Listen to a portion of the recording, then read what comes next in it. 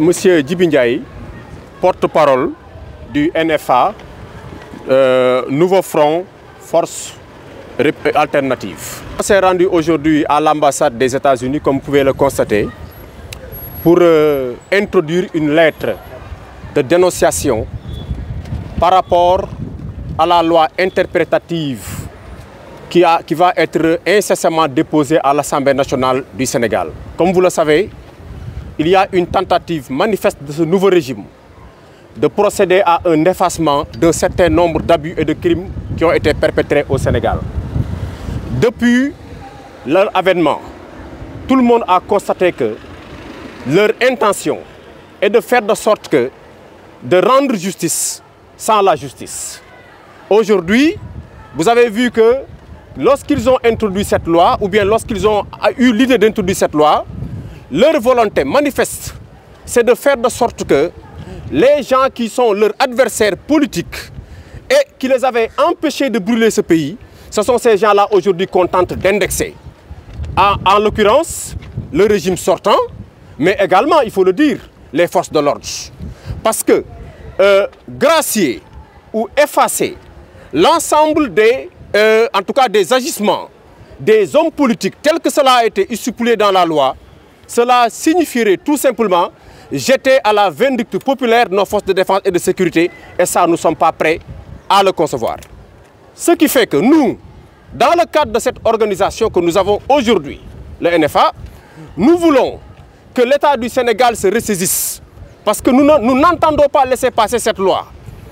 On est prêt à toutes sortes, en tout cas aujourd'hui, de résistance pour que cette loi-là ne puisse pas passer à l'Assemblée nationale.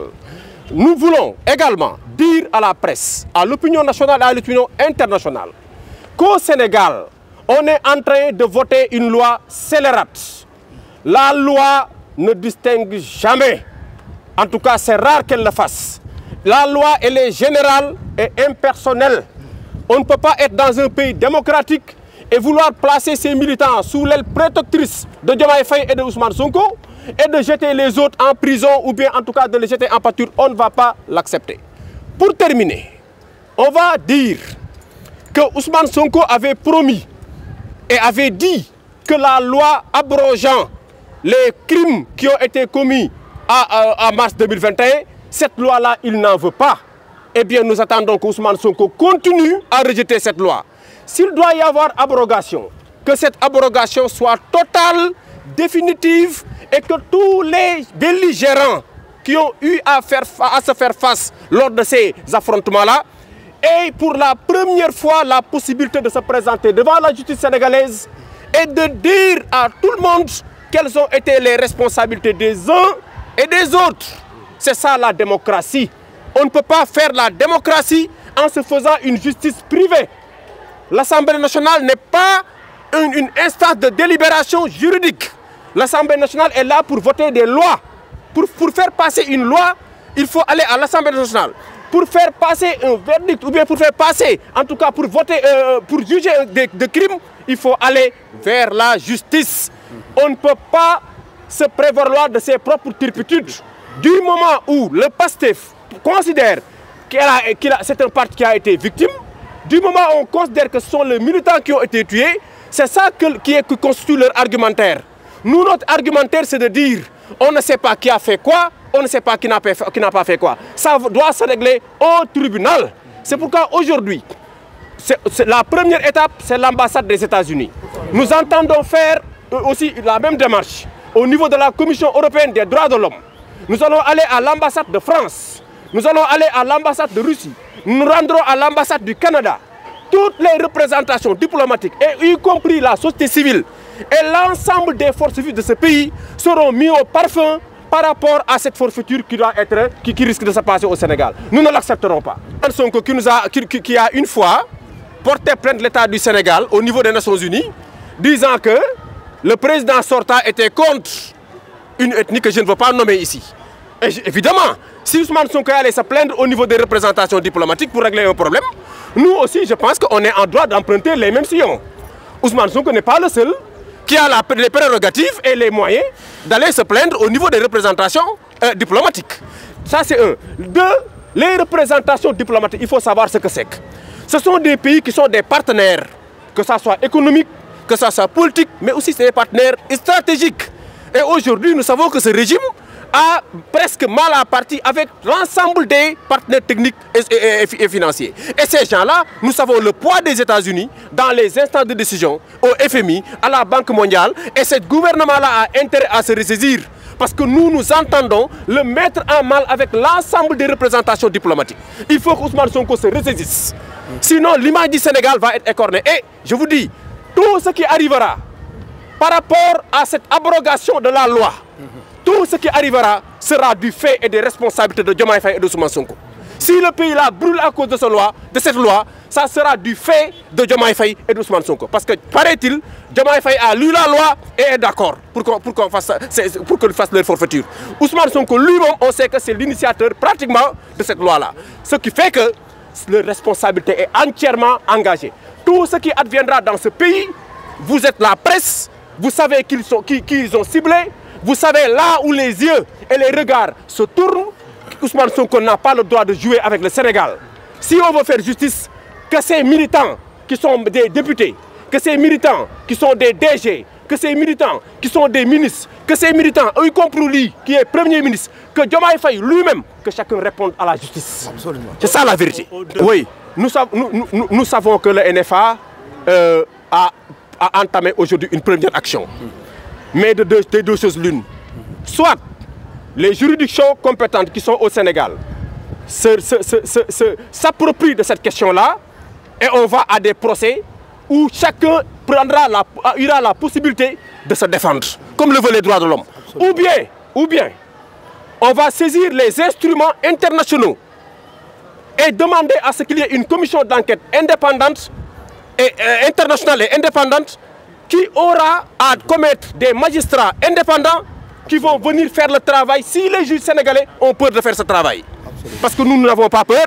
Ousmane Sonko aura en face de lui une opposition qui sera là debout et qui va demander à ce que la loi soit appliquée et bien dans toute sa rigueur. On ne protégera personne. Absolument. Man la Mouhamadou Moustapha Mané, président mouvement Air les Républicains, membre de NFA, Nouveau Front Force Alternative. Waaw déjà xam nga li am solo ba am solo mooy li yëngal dëkk bi jamono ji muy la loi interprétative bi nga xamante ne waa PASTEF moom la ñu dugal au niveau de l'Assemblée nationale mu war a jaar séance plénière le 2 avril. Mais tey li ñu gis mooy que d'abord lan mooy loi interprétative mooy loi boo xamante ne dafay ñëw pour leeral pour préciser ay mbir yoo xamante ne ay lënt-lënt la yu nekk ci biir loi boo xamante ne dafay nekk ba pare. Mais tey jii li ñu constaté mooy que loi interprétative bi texte bi ñu gis dafa nekk texte bi nga xamante ne en réalité boo ko xoolee di nga gis ne dafay gën a ñëw lëndëmal ba pare daf ci dugal benn notion boo xamante ne mooy la notion de motivation exclusivement politique. boo xamante ne tey jii dafay mettre en danger 3 acteurs benn bi mooy suñu magistrats yi parce que dinañ leen pousse bu fekkee loi bi jàll na à ce que tey jii ñu am une interprétation subjective de la notion de motivation exclusive. beneen bi mooy suñu force de défense et de sécurité yi nga xamante ne gàcce ngaalaama seen liggéey am na solo ci Sénégal te ñoom ñoo permettre tey jii suñu démocratie mën a taxaw ñu mën a dem ci li nga xamante ne moom mooy des élections libres et transparentes tax sax ñi nga xamante ne moom mooy régime actuel bi gagné à hauteur de 54%. Mais tey jii ñooñu aussi ñun en tant que population sénégalaise dañ leen war a delloo njukkal parce que waruñu leen seetaan ñu leen di mettre en danger à travers loi bi parce que ñoom seeni acte naka lañ koy mën a qualifier de motivation exclusivement politique ça posera un problème.